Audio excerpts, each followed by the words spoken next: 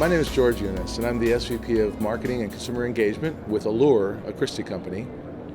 Why we're at DSE? We're at DSE because it gives us a compressed and very, very important view of the industry all in about 2 to 3 days that we don't get otherwise. You know, we're busy with our business and how we approach the markets, and that's kind of like a bubble, really.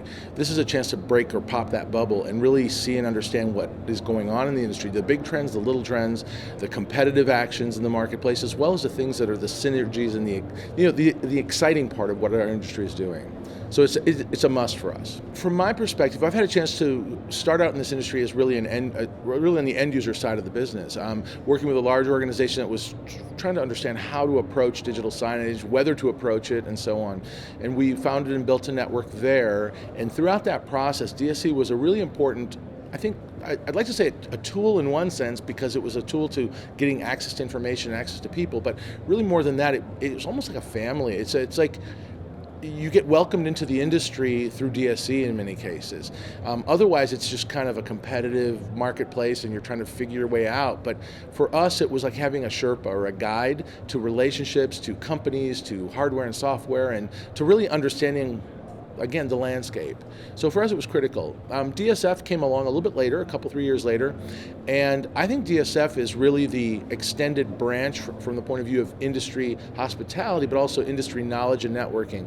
And for us, it's a really important resource for training, the certification courses, as well as just, again, kind of accessing whether it's their podcasts and Google Hangouts and ways to, again, stay in touch and understand what's going on in other places outside of our bubble, you know, the way we look at the world. Well, when it comes to trends in the industry, I think there's sort of 3 buckets. You know, one bucket is hardware and the kind of what we'll call kind of the hardware technology. The other is really the software and the systems side of things. And then the other is really what are the bigger trends that are going on with the consumer and with really brand to consumer relationships, and how does that impact this industry, and what are those trends that really kind of come through strongly and affect all of us. On the hardware side, I think the trends that I'm noticing are obviously the OLED displays, these incredibly thin displays that are amazingly easy to imagine in any environment and provide visual content displays that are unmatched, unparalleled in really in the history of display technology.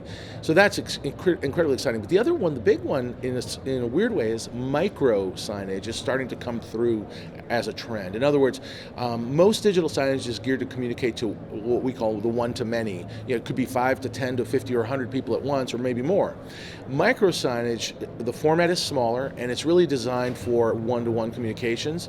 And before, it was hard to imagine and really implement that, I think, financially, operationally, because the mobile and social piece of it was, although blowing up and exploding for the last 5-10 years, it hadn't reached the point yet where app usage, you know, consumers are now super savvy with apps, and they're starting to define their lives with apps much further beyond maybe a mobile Facebook or something else, Snapchat or whatever it is. So what that means is that micro signage, one-to-one points of communication, are becoming much more relevant and much more important in the consumer's kind of their path to purchase or their path to experience within an environment. So I think micro signage, you're going to see more and more of really relevant micro signage. There's other formats. There's some manufacturers who make smaller formats, but to make a small screen has been around. What they're doing is they're creating formats that are starting to become easier to implement inside of, let's say, a retail environment.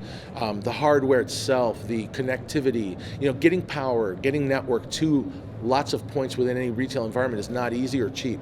So you've got to create a more modular approach, and they're starting to really get there. So it's exciting. You'll see more of it over the next 2-3 years. I mean, this will sound self-serving or like I'm being paid to say this, but I think the biggest thing you can do is come to DSE and a couple other shows a year when you're getting started and really get the overview, and then try to participate in as many learning opportunities as you can, whether they're sessions, seminars, you know, roundtables, and then the in-booth types of, you know, sort of education that's going on along with the selling. Try to get as much of the education as you can at 2 or 3 events.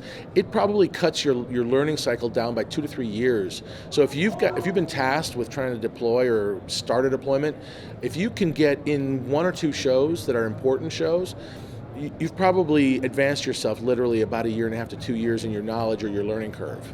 So I would say that's critical. So I'm presenting with a colleague, Brandy Clare, who's our SVP of product. So she really drives our strategy around the actual software products that we produce, as well as our strategy with integrating hardware.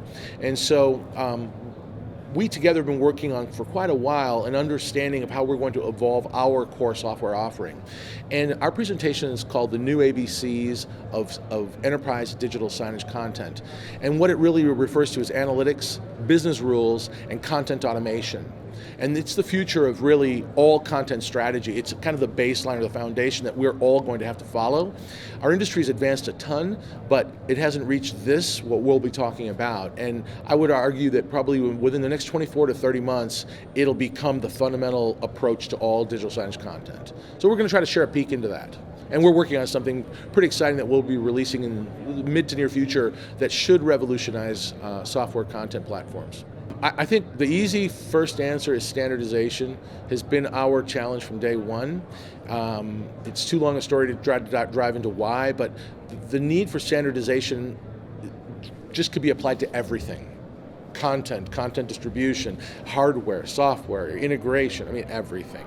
Standards around how you deploy, standards how you support, all those things. Standardization is the thing. We are still a beehive, a honeycombed sort of an industry. And part of that's sort of natural, but there's a lot of exciting things that happen when you're like that, a lot of innovation. But the challenge is, I think for larger enterprises and small ones, it's hard to figure out sort of which way to go. It's like going into Baskin Robbins and there's 31 flavors and you like 27 of them. Or you think you'll like 27 of them, but you can only buy one or two scoops. So it's how do you pick? And how do you then sort of understand what you need now and what you need a year from now and what you're going to need 5 years from now. Really hard to figure that out. And so standardization would really enable sort of growable platforms and growable, or we'll call it scalable is a better word, approaches to starting a signage network and then growing and evolving it over time. It's a tough question and challenge for the industry. It'll take a lot of organization. Frankly, it'll take a lot of industry-wide collaboration, and that's a hard thing to do. Usually you get that collaboration if there's one brand that's like a Google in their space is driving certain fundamental migration, right, and movement, and really dictating the rules, right? Apple does that and other companies. We don't have that. We have some big players who are in the space, but there isn't that sort of center of gravity in the industry. And I'm not sure that that's the best thing for the industry. I'm just saying that typically is how you sort of get to standardization oftentimes. The biggest hammer sort of is dictating how many nails are going to get pounded. And so I think our industry still got too many hammers and a ton of nails. And there's a lot of good about that, but there are some inherent really big challenges. I mentioned earlier that it's this idea of getting a compressed view or a sort of a window into the industry. I think the other side of that window is part of that's kind of competitive knowledge and learning, but the other part of it is partnerships, right? It's understanding where collaborations can occur, and collaborations today for our organization the needs are very different than they were even 18, 24 months ago. I would say from year to year, they don't change necessarily a lot, but definitely every 2 to 3 years, the changes are pretty big. And so when we look at what are the hardware partners that we want to certify their products, for example, for use with our software or with our systems, or who do we want to use as installation partners or mounts or whatever the case may be, it's critical and it's a big priority for us is to identify, again, in that landscape, both competitively and collaboratively, sort of where the opportunities are for the future as well as the best opportunities for us today. DSE, simply amazing.